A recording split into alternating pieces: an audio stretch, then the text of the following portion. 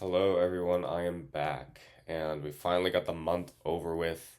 I'm going to show the monthly P&L, but this is going to be more of a psychology video because psychology is probably the one thing that held me back from having consistent accounts that went over a month in P&L and 2 months P&L.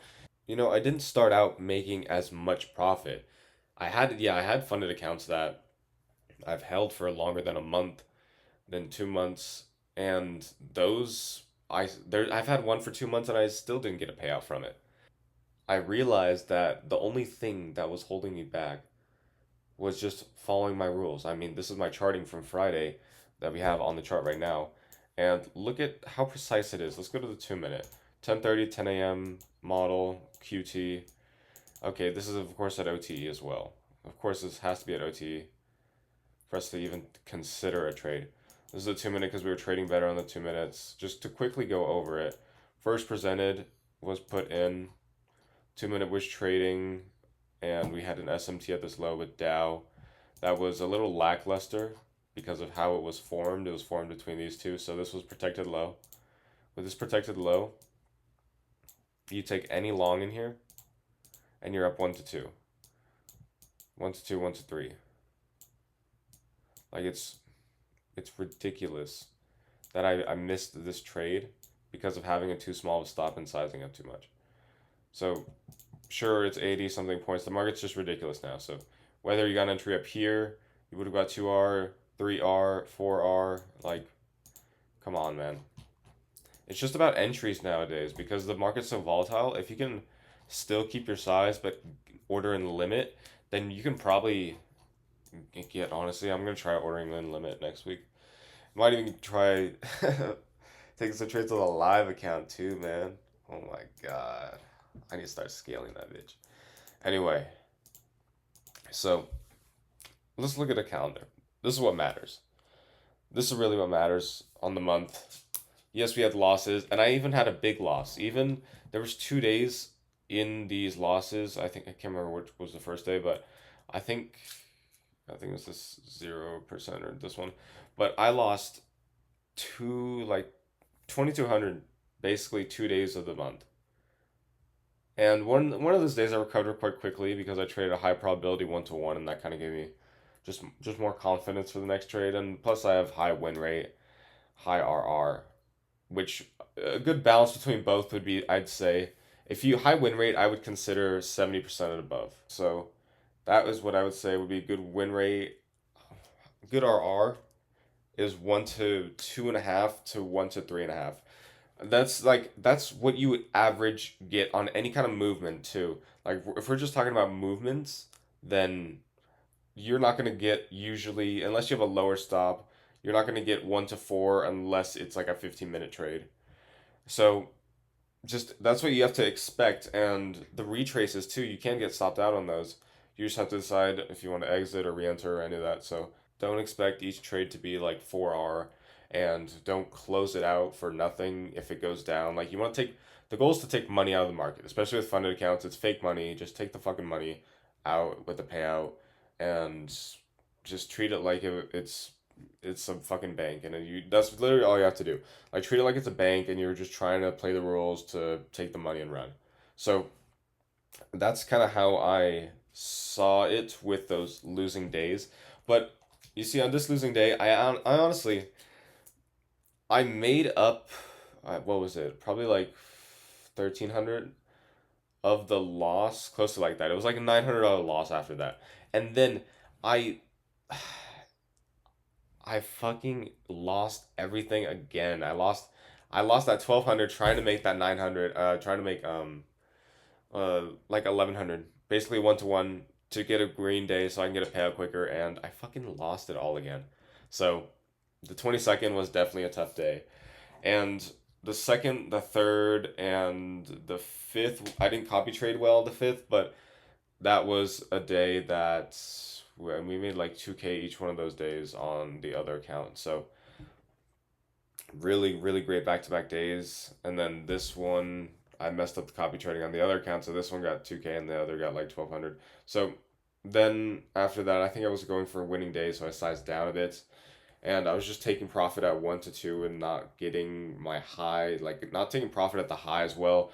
That's one thing I also need to get better at. I've noticed this month. I'm just like not taking it at the high, which is like entire R above where I exit after like 2 or 3 candles, which is just ridiculous. So especially playing with the kind of sizing, not even high sizing, but just like how volatile the market is. The sizing, like whether like each contract usually when I take profit is about $400.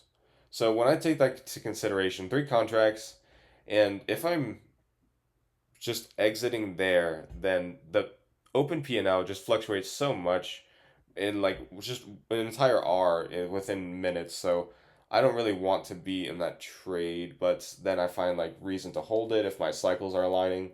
So it's like all that in is playing in. And I do want to mention too, if you look at the month, I want you to notice when we're playing off 10:30 and when we're playing off 30-minute PO3 because 10 a.m. isn't usually the PO3 that I am looking to trade because 10:30 is when the new 90-minute candle forms and then that aligns with our 4 hour and then we get like a higher time frame move. So 10 a.m. is usually like we're starting that retrade. If like we get a 10 a.m. reversal, 10:30 will continue lower from our 30-minute PO3 range from our 10 a.m. reversal if you understand. But it's usually 10:30 that continues the like large move down. So 10 a.m. is definitely early move for 10:30, but 10:30 is just when I'm finding a lot of like really good low risk entries too for the 30 minute because it's like 10:30 is kind of just chopping a lot of days now or so 10 a.m. to 10:30 is and then after 10:30 open then I get a direction with 10 a.m. and the 90-minute candle wicks and then I look at where the body is closing. So that is kind of just my strategy right there. I just explained it. But this is how I was able to manage my risk. So this losing day, I wanted to keep my losing days below 600. That's kind of like my thought process. I usually risk between 350 and 450, sometimes like 500 kind of, but usually I don't I'm between 400 in the 400 range. So using that, my 1 to 3 is usually uh 12 $1,300. So 1 to 2 is a significant difference. It's like barely 1K. So that's why some of these days are like 700 or $600 winning day. Like I just exited not so great, or I think some of these like I lost a day and then recouped. Some of these days, actually, I think 2 of these days I lost twice, and then I managed to win a trade to pay back. You know those that 2 hour loss plus one, so 1 to 3 pays back pretty well. And I think that was when I made 500. I think that was oh no, that was this day. That was definitely this day on the 16th.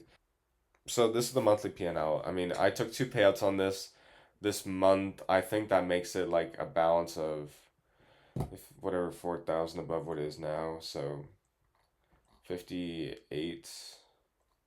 So I was doing really well in the first half of the month, and this is something that I kind of noticed that I was, and especially because I'm like new into scaling funded accounts, I was more nervous to trade with the same sizing after or like getting close to taking my first payout, and it's the same with the second one because I still wanted to have a good buffer in for a third and fourth payout.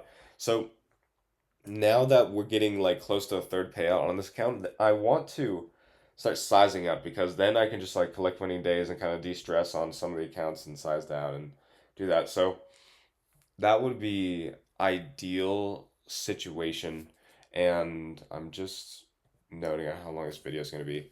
But that's really the most important thing, just managing your risk. I noticed that even with my average taking 1 to 2.5 and 1 to 3, 3.5, is that if I double my losses, which like you don't want to do every day, like don't be like, okay, I can lose this much, so that's how much I'm gonna risk. No, like I lose an average of $400 to 450 for every trade. So when I push up to like 500, 550, 600, then that's when I know the day is over. Like if I risk more, then usually it's later in the day, so I'm not in the 4 hour candle and I'm not in the 90-minute candle, or I'm too late in it and I'm not waiting for a next true microcycle open. And the money's just going to be like in low probability hands, so it's essentially going to be gambled away. And you can see some of these over trading days too. And let's just look at the trading history too from the beginning. So some trades, I don't even know how this tracks it. This doesn't look like all the trades I took, but it might be. So quantity, because some days I over traded. Like right here, 116. Yeah, that was our big losing day. And then this was our break even week. This was our profitable week. This was our second profitable week. This was our, I think it was like, no, this was our, like, yeah, kind of profitable week, but losing on one account. So like barely losing. So we're down, we're like, see, $200. So it was overall a decent month. Got the money out of the account, which is what matters most. And I'm excited for the next month because I want to see how price action is going to turn over in the next quarter of the year. So that's going to be it, guys. I wish you good luck in the new month, and I will see you in the next video. Take care.